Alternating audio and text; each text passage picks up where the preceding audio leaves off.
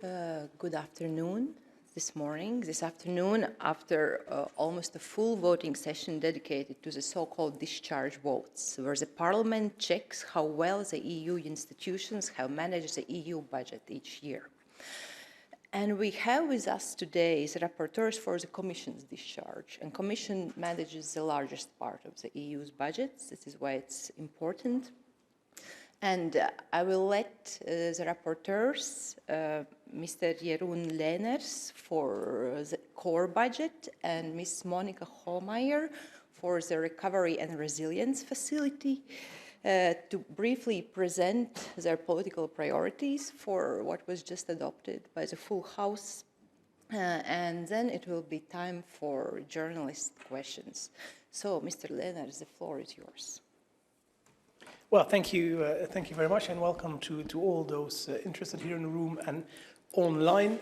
Like you said, I think the discharge procedure is a very important procedure in the European Parliament, mainly because the citizens' trust in what we do here at the European level relies for a great deal also on how well and appropriate the money is being spent. And therefore, checking, scrutinizing the spending of the European Commission is a very important role of this Parliament, and I'm very happy that such a large majority of the Parliament voted in favor of the resolution as we produced it. This was very much a co-effort, because for the first time we also have the RRF, which is a very important part of our spending, and Monika was in charge of the RRF part, and she will further spell out the details on that.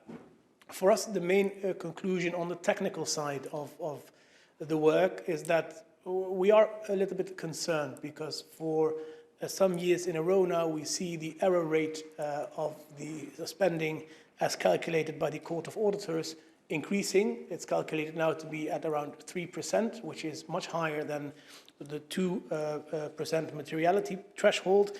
And especially also if you look at the majority of the reimbursement-based expenditures, the error rate reaches an alarming 4.7%. So I think it's very clear that more efforts are needed, and Commissioner Hahn took part in our debate yesterday, and he also acknowledges that they're doing a lot in order to improve this, but more needs to be done, because the more risk, the more error rate, the more chances there are that money does not end up where it's supposed to end up, and I think that is very important. Another point that we like to highlight is that throughout this whole discharge procedure, it's become very obvious that there is different methodologies used by the Commission and the Court of Auditors, and it really makes it very difficult to sometimes compare the work of both institutions on the way they look at the spending. And one of the things that has frustrated me personally, at least, is that the European Commission, and we've also said this in the debate yesterday, as long as the Court of Auditors calculates something that is favorable to the Commission, they accept the calculations by the Court of Auditors. As soon as they calculate something which is not favorable to the Commission, the methodology is questioned. This is not a fair approach, and it needs to change. One thing that we highlighted as well this year is the lack of responsibility by the Commission when it comes to climate spending. The Court of Auditors have calculated that the European Commission has overstated its own climate spending by 72 billion euros. We had a hearing on this with Commissioner Timmermans, and he basically concluded by saying we have to agree to disagree on this. And I'm very sorry, but this is something that for the Parliament is unacceptable. 72 billion is not something we agree to disagree on. It is a huge amount of money that has been overstated by the Commission, and it needs to be addressed. We need to accept the conclusions of the Court, and we need to address this for the future. We cannot agree to disagree on that. So those were the technical files. On the political level, I think we have very much invested our efforts in increasing transparency, the importance of transparency across the board, but specifically also for NGOs and intermediaries with regards to their funding and ownership, and to make sure that those NGOs that receive European funding also abide by EU values. Last point I want to highlight, which I think is very important politically, is rule of law. I think this Parliament has, of course, a history of working hard on rule of law issues, but we are still very much concerned about the rule of law situation in certain member states, and we think it's very important to underline once more that in member states where the rule of law is breached, we cannot just simply have business as usual when it comes to the European funding. The conditionality mechanism, which is now being implemented in Hungary, needs to be implemented efficiently, and especially Hungary, we also single out because of the corruption and the opaque public procurement system. This has to be addressed through reforms before any funding can be released. The European Commission must stay very much on board on this, and we are scrutinizing carefully what they do in this regard. Thank you. Thank you. And now Ms. Hohlmeier on recovery and resilience funding, please. Thank you very much, Agnese. First, I would like to thank Jeroen for the excellent cooperation we had. It was really very nice to cooperate with you and with all our shadow rapporteurs working on a complicated file, because the RRF is a complicated file. Why that? The reason is that this year was the first year where the RRF was part of the Commission discharge. This means in 2021, only one member state received a payment. And as we are in discharge 2021, so this was the first year where we had to clarify the standards for the discharge and the standards for the methodologies, the standards for the identification factors that we would use. So as Spain was the only member state with 11.5 billion in total, including the pre-financing, to receive funding, we had to start the debate first on this basis. So first, the start was quite complicated. Why? Everybody remembers when I was sitting in the committee and the Commission stated, okay, you don't receive any kind of information on final beneficiaries. We don't have a methodology how to clarify what is the value for one milestone, for one target, because the methodology was not existing. Then we were requesting that we would like to have the list of beneficiaries as it is stated in the regulation, because we are the discharge authority, so Commission had to deliver information for us and for the public. Did the money really reach the real economy? Did the money really reach the project partners? So we, after the decision of today, we have certain successes, and the successes are quite good, because Commission stated that let's start with the methodology. Commission started with a methodology. They published, meanwhile, the methodology with the value of the milestones and of the target. So if a milestone is not met, this will be very important for 2022, because in 2022, quite a lot of milestones are not met and quite a lot of targets are not reached. So therefore, you need a methodology how to define partial payments. When is the Commission doing partial payments? On which basis are they decided? Or on which basis are, for example, targets exchanged or projects exchanged? And how is the value then, the methodology to be identified if then the milestones and targets are really met, if they are really successful? Milestones and targets sounds a little bit complicated. Milestones are just reforms and targets are projects, to be short. So that's the normal version for the normal wording. This means at the moment there are still quite a lot of problems, but Commission published now the methodology and is publishing now the values of every milestone and target either. Secondly, we achieved that the Commission tries to introduce for the future not only an Arachne system, because Arachne is only a risk score mining tool. This is not what is the most important. The most important is that we find an IT instrument, an IT interoperability system with which the work for the authorities in the regions and in the member states is more efficient. Secondly, that we get the informations quicker and that the data are not introduced 3 times, 4 times, 5 times by different stages or different authorities, because with this, a lot of errors appear or a lot of problems appear. We want, as Budgetary Control Committee, together with the Commission, we try to convince the Member States to get this kind of interoperability system, as we know it from policies in the Liebe Committee. There we have these kind of systems, but in the area of budget, we don't have it. This would help to make the process or procedures much more efficient. Then we were facing the problem in the RRF that there was a huge lack of information. When we traveled to Spain, a lot of journalists asked us and said, "Where has the money gone?" And I had to say, "I don't know it."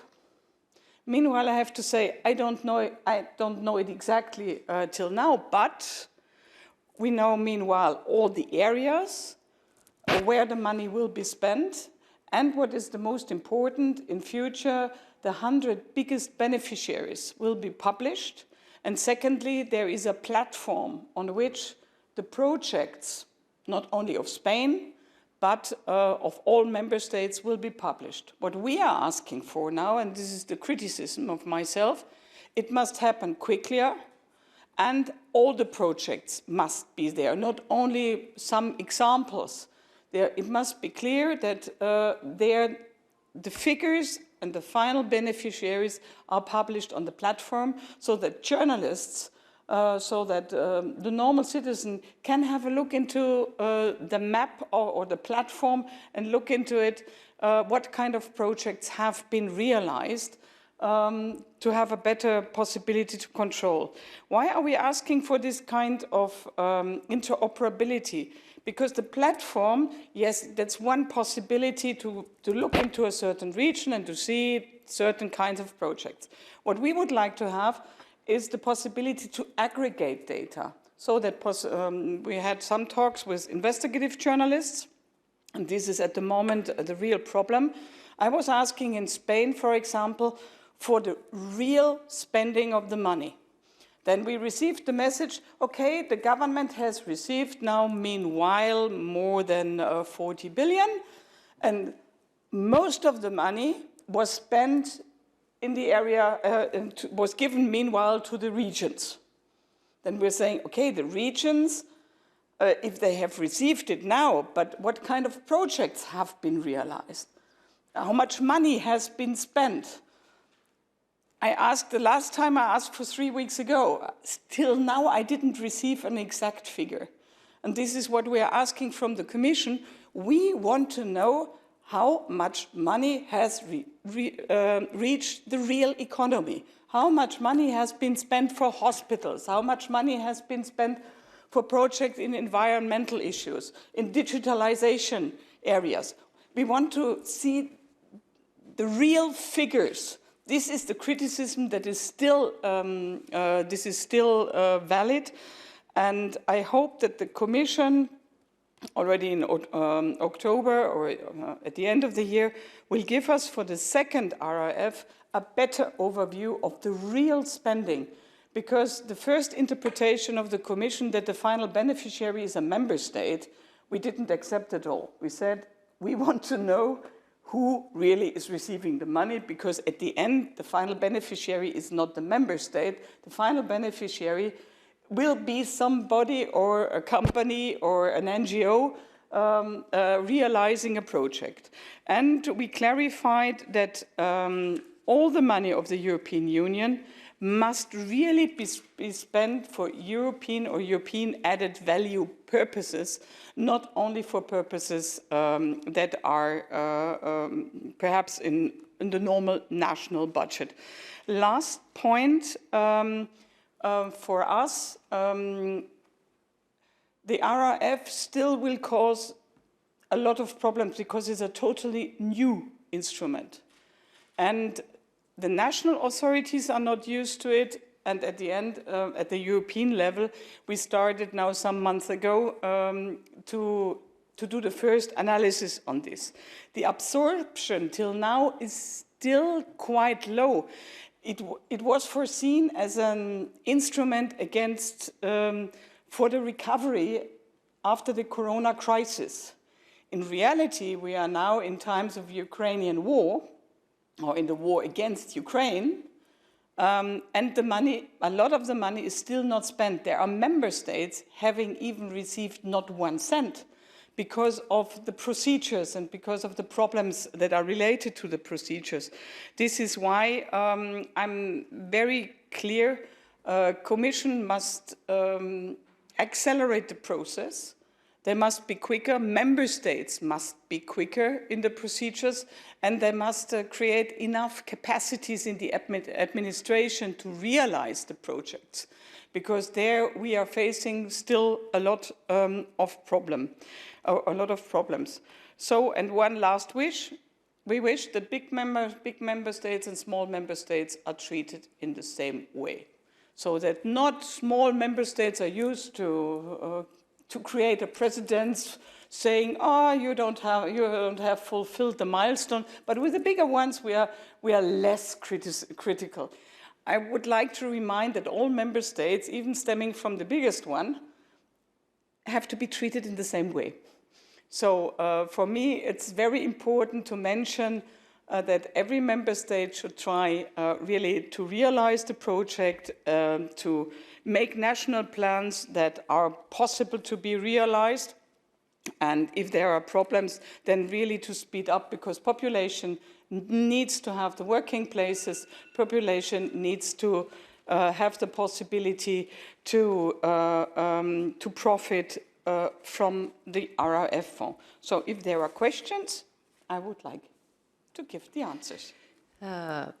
Thank you. And yes, now it's time for journalist questions. And we will also take questions from online. And for those following online, you have to raise the hand button. And I will just remind you that you can ask your questions in English, French, German, Italian, Spanish, and Polish.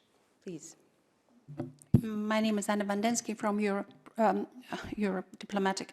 I have a question because, Madam, you said along your speech that you ask for your wish, etc. And my question is there any real mechanism to impose the will of the Parliament, because you are the only elected representatives here?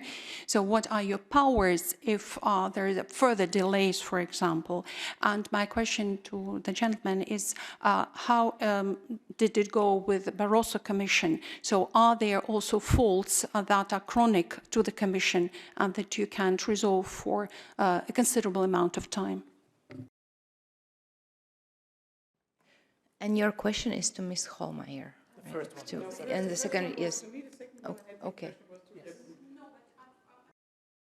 I would like to ask what are your powers? And the second question, because there's rapporteur, what were the chronic problems that you inherited, or van der Leyen inherited from Barroso Commission? Because I'm sure your criticism is not the first time criticism that appears through years. Okay. First, what are the powers? We have the impression when we started, Commission was nearly refusing in the first moment, and member states together with Commission were refusing nearly any kind of information, saying this is a new instrument, it's up to the member states to realize them. So you don't receive any kind of further information, only the scoreboard, full stop. Then we were clearly saying that we could not give discharge to the Commission if we don't receive adequate information. So this was a clear message to the Commission and to the member states. And I said publicly, if I'm sitting in front of a journalist as you are, and I'm telling them that I know nothing at all, but I give discharge, this could cause a problem. Then Commission started to move. And after the Spanish mission in Spain, when we revealed a lot of problems appearing, then suddenly Commission moved very quickly. They created the platform in a time delay of 2 weeks. They created this together with Siegfried Muresan. It was first in Repower EU. They accepted that the 100 biggest beneficiaries were published twice a year for every member state. that we are able to aggregate these kind of data. Okay, we are still not satisfied, but I think Commission is moving, and we could achieve quite a lot. What is really a problem is to get a very good overview, but Commission moved either in the direction of an interoperability system. There, the member states are the problem. Several member states refuse this kind of system, including my own member state, but it's more related, as I saw, to the so-called Arachne system, because they say this is a risk score tool and it is not helpful for us as authorities. We get 100 red flags, and from these 100 red flags, perhaps one could be valid. We need an interoperable system where, for example, in the regions where the projects are realized, the data are already introduced. And on the national level, they don't need to introduce the data again because they have it already in the interoperable system. And in the European Union, we don't need to introduce them in a third system or in a fourth system, so that the things are going smoothly, quicker, and help the authorities to have less bureaucracy, to enter the data once, and if there has to be added something, then you add it to the file that is already existing. But you don't need to do it 4 times or 5 times, as it is now the case, or send it via email or via Excel list, as we heard it from Spain, that there are some regions that had to send Excel list because one ministry wanted to have Excel list. The other ministry, the finance ministry, had the interoperable system. But this interoperable system was only for control purposes for the finance ministry, but not for the Ministry of Economy, not for the social affairs ministry. So they had to transmit different lists, and this makes the bureaucracy quite large for regions. And we saw either that the co-governance approach in member states, where you have strong regions, and we have quite a lot of these kind of member states, is a very important issue. You must speak, or you must include the regions and the responsible authorities that have to realize these kind of projects or tenders and help them to make it mostly efficient. And this kind of communication, coordination, is in a lot of member states not in the state. We saw the same in Spain. There were quite a lot of complaints about this. Yes, thank you also for your question to me. Of course, Barroso Commission is almost 10 years now since it ended. We had the Juncker Commission in between, and now the von der Leyen Commission. So I will not pretend that I memorized the error rates of the Barroso Commission by heart, but I think what you're saying is true. There, of course, if you execute a budget, especially a budget of the size that the European Commission needs to execute, there will always be mistakes. And the goal is to limit the mistakes and to limit the error rate as much as possible. What is concerning, because we've had higher error rates in the past as well, but we have also observed the trend that it was improving. Now, for the 3rd year in a row, we see the error rate increasing. We also see that now for the first time, because the Court of Auditors always calculates a range of error rates, we now even see that the lowest number in the range that the Court of Auditors calculates is higher than the materiality threshold that we have of 2%. So this is concerning, and something needs to be done. And it is, of course, it has to do with many aspects. One is that the rules that we have for spending the budget and for applying for grants and subsidies are becoming increasingly complex, also in an effort to try and prevent as much as fraud as possible. So there is a goal for all of us to try to have rules that are very clear, that are very simple, but still follow the objective of preventing fraud. And this is something we need to work on together. Secondly, we need to make much more use of technology. Monika already referred to systems like Arachne. I think this is very important to follow up on proper,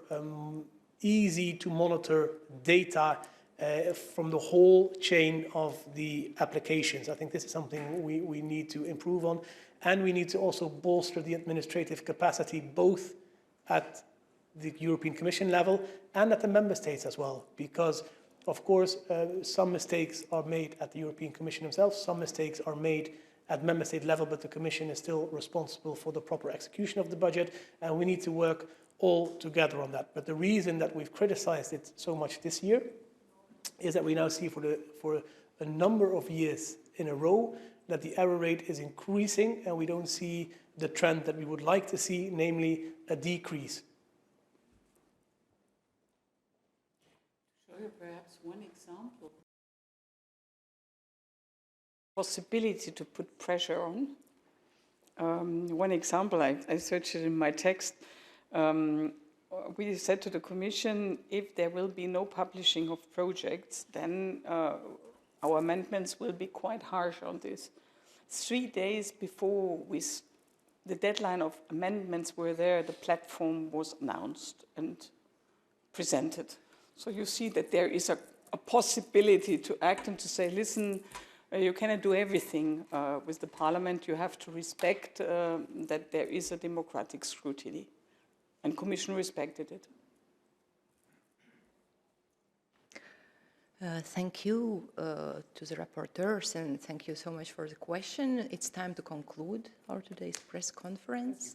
And we have published a press release summarizing the discharge vote results. And we keep you posted about developments. Thank you very much, and have a good afternoon. Thank you very much.